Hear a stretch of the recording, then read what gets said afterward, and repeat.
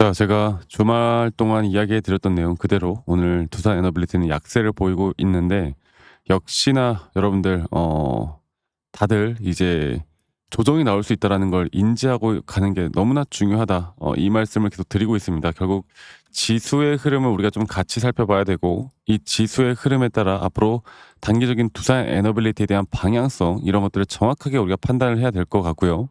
그리고 제가 일단 나스닥 차트, 네, S&P 500을 좀 보더라도 이 3대 증시가 다 하락 마감을 하였고, 이게 시장이 하락했던 이유는 그리고 또 이 MSCI 한국 iShares ETF 시장도 이렇게 하락이 나왔었고요. 그리고 오클로나 SMR 관련된 주가들도 주말간 분명한 큰 폭의 하락이 나왔기 때문에 뉴스캐퍼가 마이너스 5%, 또 오클로 주가가 대략적으로 볼게요. 대략적으로 한 6%였나? 그 정도 빠졌던 것 같은데 한 5.46% 정도 하락 마감을 했기 때문에 이 전반적인 시장에 대한 악재, 물론 반도체 쪽이 더 난리가 나긴 했어요. 근데 앞으로 제가 뭐라고 했습니까?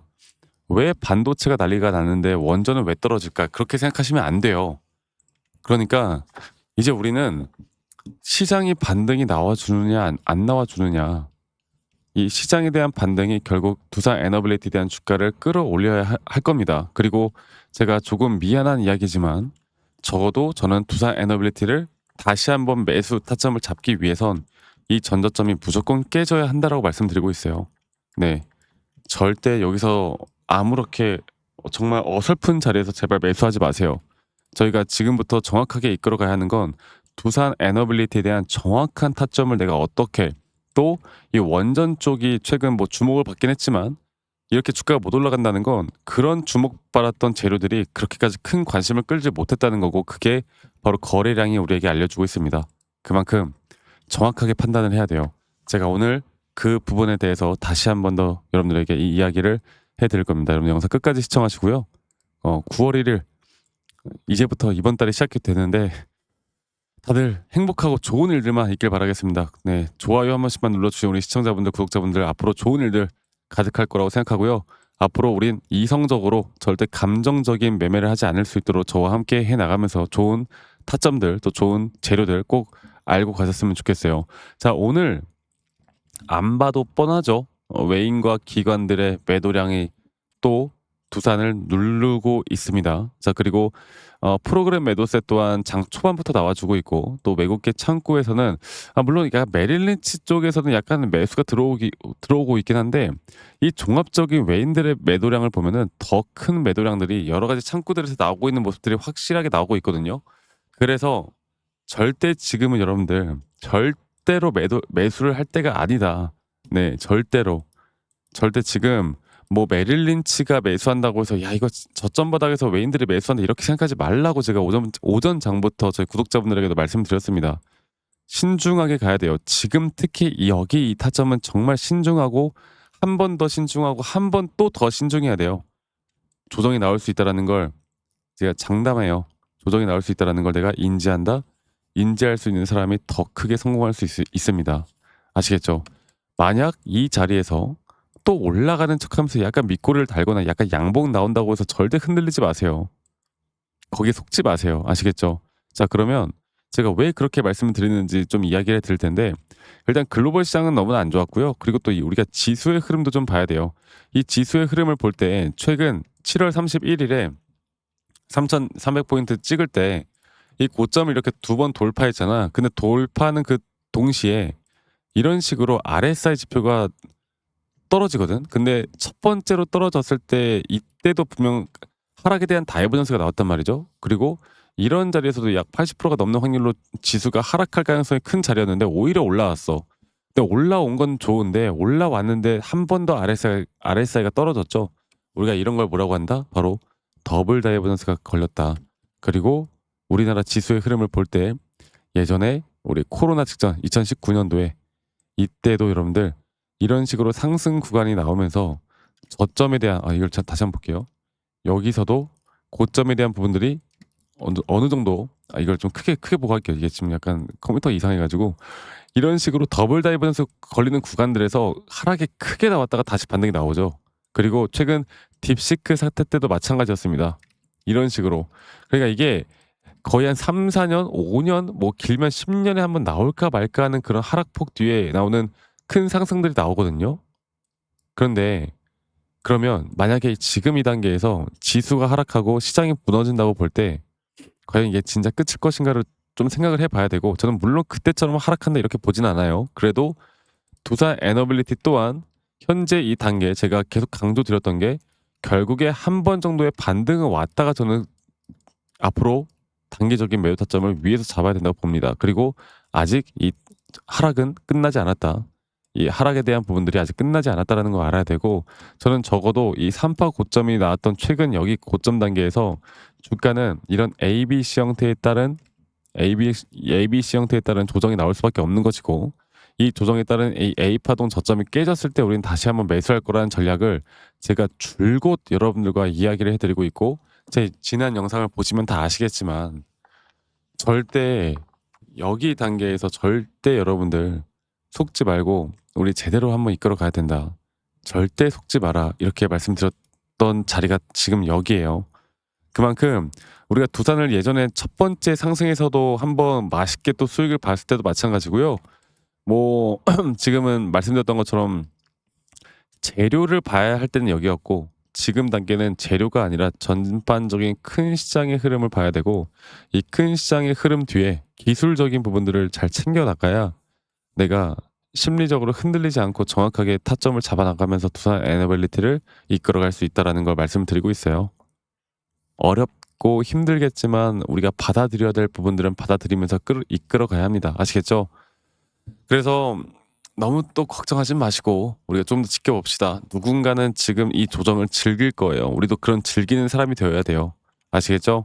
자, 그리고 앞으로 저는 저희 구독자분들과 9월 달에도 앞으로 이런 정확한 타점과 실시간 대응들을 계속 여러분들과 또 시장에 대한 반응들을 보면서 계속 같이 대응을 도움 드릴 거예요. 그래서 정말 의지가 있으신 분들만 좀 오시면 좋을 것 같습니다. 그래서 밑에 있는 번호로 저에게 두산이라고만 저에게 문자 한 통 남기시면 되겠고요. 제가 저희 구독자분들과 함께 하는 만큼 구독, 좋아요 한 번씩 눌러 주시는 것만 기억해 주시면 될 것 같습니다. 아시겠죠?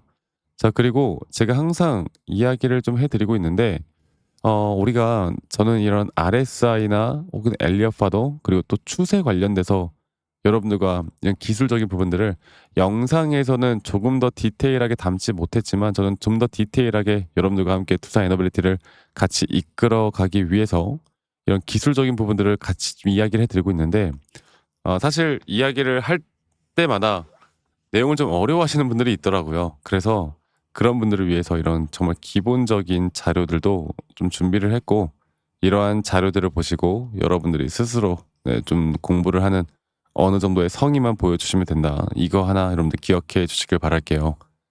그래서 이러한 공부들이 여러분들에게 정말 큰 도움이 될 겁니다. 이런 공부 하나하나가 앞으로 투자 에너빌리티뿐만 아니라 다양한 또 다른 종목들을 잡아나가는 데 있어서 여러분들에게 도움이 될 수밖에 없으니까 이 부분도 꼭 참고해서 저와 함께 이런 좋은 흐름들 만들어 나갔으면 좋겠고, 제 영상 밑에 이 더보기란을 눌러보시면 또 링크가 하나 있거든요. 설문지 링크예요.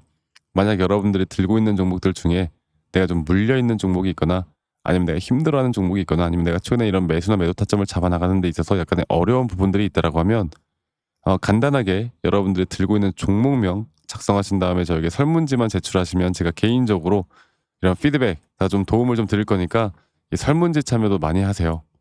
많은 분들도 참여하고 있고요. 제 구독자방에 계신 분들도 또 여러 가지 또 타점을 좀 알고 싶으신 분들은 설문지도 또 많이 참여하시더라고요. 그래서 구독자방 설문지 다 원하시는 분들은 저와 함께, 의지가 있으신 분들은 저와 함께 나가면서 좋은 타점에 대한 대응들 꼭 만드셨으면 좋겠다. 이 말씀 제가 다시 한 번 더 드리겠습니다. 자, 그래서 지금 제가 한 가지 더 여러분들께 좀 이야기해 드리고 싶은 부분이 있는데, 우리가 지금 이렇게 지수가 하락을 할 때 지수의 하락에서도 돈을 벌 수 있는 방법들은 분명히 있습니다. 많은 분들이 시장이 안 좋을 때는 내가 수익 보기가 힘드니까 많이들 포기하시고 뭐 매매를 안 하시는 분들도 있고, 혹은 물려가지고 그냥 존버를 하시는 분들이 있는데, 분명 지수나 시장이 하락을 할 때도 우리가 돈을 벌 수 있는 방법들은 분명히 있어요. 그만큼 이 지수 상품에 대해서 많은 분들의 이해도가 없으시거든요. 제가 여러분들에게 정말 모르는 내용들, 또 우리가 하락장에서도 이렇게 돈을 어떻게 또 벌 수 있을까? 아니면 내가 현물 매수를 했는데 이런 해지용, 어떻게 보면 이제 선물 시장에서의 숏 같은 거죠. 네. 숏 타점을 내가 잡아 나가면서 이 시장의 흐름을 좀 더 이해하면서 어떻게 이끌어 갈 수 있을까에 대해서 조금 더 이야기를 해 드릴까 합니다. 여러분들 영상 끝까지 꼭 시청하시고요. 어 하락장에서 돈 벌면 여러분들 정말 꿀맛 같은 수익들이 나오거든요. 여기에 대해서 한 번 더 이야기를 좀 해 드릴 거니까 영상 끝까지 시청하시고 이런 큰 도움들까지 받아가시길 바라겠습니다. 아시겠죠, 여러분들? 네, 여러분, 영상 끝까지 또 시청하신 우리 시청자분들을 위해서 제가 이 코스피 또는 나스닥 이 지수의 흐름에 따라 우리가 하락장에서도 돈을 벌 수 있는 방법들에 대해서 좀 이야기를 해 드릴까 하는데, 코스피 지수 같은 경우는 이걸 좀 볼게요. 코스피 지수가 최근 7월 31일에 분명 이렇게 고점을 찍었지만 최근에 이렇게 고점을 돌파하는 단계에서 분명 주가의 가격은 상승이 나왔지만 보시는 것처럼 RSI 고점이 계속 낮아지는, 그리고 일반적으로 이런 자리에서 고점을 넘겼을 때 일반적으로 주가의 가격은 상승이 나왔지만 이런 RSI가 하락하는 그런 단계에선 하락이 나올 가능성이 한 거의 80% 가까이 됩니다. 근데 그런데도 불구하고 주가가 한 번 더 고점을 뚫었단 말이죠. 그리고 그런데도 불구하고 RSI는 또다시 하락이 나오는, 우리가 이런 걸 뭐라고 한다고? 더블 다이버전스가 나왔다. 자, 코스피 지수는 2017년도 그 코로나 직전에 바로 이 자리에서도 이런 더블 다이버전스에 대한 확실한 매도에 대한 시그널이 나왔습니다. 그리고 나서 지수가 어떻게 된다? 거의 2896포인트에서 2000포인트 가까이 떨어지는 정말 큰 폭의 하락이 나왔죠. 네.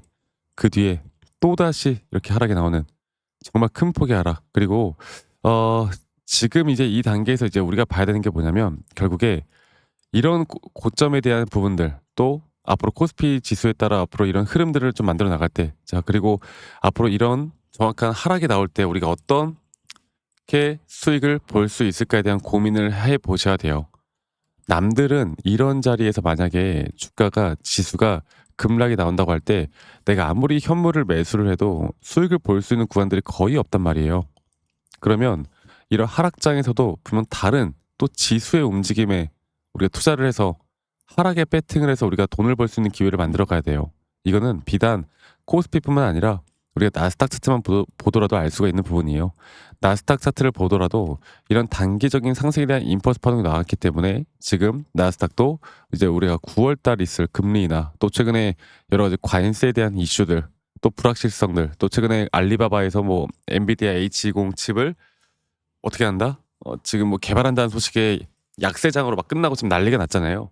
그 딥시크 터졌을 때도 보면 지수가 여기서 여기까지 크게 빠졌단 말이야. 딥시크 터졌을 때도. 그러니까 이런 장들을 우리가 좀 볼 때 결국에 지수가 하락을 해도 수익을 볼 수 있는 구간들을 우리가 만들어 가야 돼요. 제가 앞으로 저희 구독자분들과 함께 나가는 건 현물 투자의 매수 매도 타점도 중요하겠지만 이런 지수가 하락을 할 때 어떻게 우리가 수익을 볼 수 있을까? 제가 이런 부분들을 저희 구독자분들과 계속 함께 만들어 나갈 예정입니다. 아시겠죠? 지금 오히려 우리가 수익을 볼 수 있는 고점에 대한 구간들, 앞으로 하락할 때 내가 수익을 어떻게 볼 수 있을지에 대한 너무나 좋은 타이밍이기 때문에 이런 부분들 여러분들 놓치지 말고 저와 함께 나가면서 이런 부분들에 대해서 이제 좀 도움을 받고 싶다라고 하시면 말씀드렸던 대로 이 밑에 있는 번호로 저에게 지수라고 합시다. 지수라고만 문자 한 통 남기시면 되겠습니다. 아시겠죠? 지수라고 문자 한 통 남기시면 되겠고, 말씀드렸던 대로 저희 구독자분들과 제가 함께하고 있으니까요. 구독, 좋아요 한 번씩만 눌러주시고, 앞으로 우리는 하락을 하던 상승을 하던 어떻게 우리가 이런 타점을 정확하게 잡을 수 있을까에 대해서 고민을 많이 해봐야 돼요. 그리고 제가 본 영상에서도 말씀을 드렸지만 결국에 우리는 이런 기준과 원칙을 어떻게 세워나가고 이런 기준과 원칙에 따라 매수나 매도에 대한 시그널을 정확하게 판단을 해야 되고, 그리고 우리의 기준과 원칙이 확률이 높은 자리라고 할 때 이런 확률이 높은 자리에서 우리가 반복적인 매매를 하는 게 정말 중요합니다. 네. 그래서 하락을 할 때나 상승을 할 때나 우리가 이 두 가지, 또는 내가 만약에 현물을 매수해서 약간의 불안감이 든다고 했을 때 또다시 이런 해지 물량들을 어떻게 보면 선물 시장의 숏이라고 하죠. 이 숏 물량들을 좀 잡고 있는 게 정말 안전하게 또 우리가 수익을 볼 수 있는 그런 전략이 될 수가 있기 때문에 이러한 부분들 여러분들 놓치지 말고 여기에 대해서 궁금하거나 저와 함께 좀 해 나가고 싶다라고 하시는 분들은 지수라고만 밑에 있는 번호로 저에게 문자 한 통 남기시고 이런 도움들 꼭 받아가시길 바랄게요. 아시겠죠, 여러분들?